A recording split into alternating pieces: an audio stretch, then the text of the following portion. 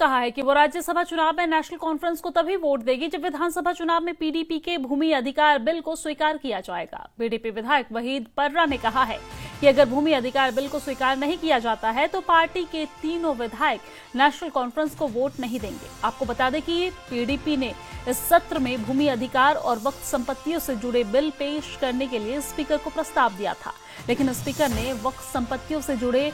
उसके बिल को रिजेक्ट कर दिया है और भूमि अधिकार से जुड़ा बिल स्पीकर के पास विचाराधीन है, जिस पर पीडीपी ने साफ कहा है और साफ किया है कि अगर भूमि अधिकार बिल स्वीकार होगा तभी हम एनसी को वोट देंगे, नहीं तो नहीं देंगे। कि फारूक साहब से भी उनने बात की, उमर साहब से भी बात हुई है, उनके लोग आए थे, उनने कहा आप हमारी लैंड बिल को सपोर्ट करिए,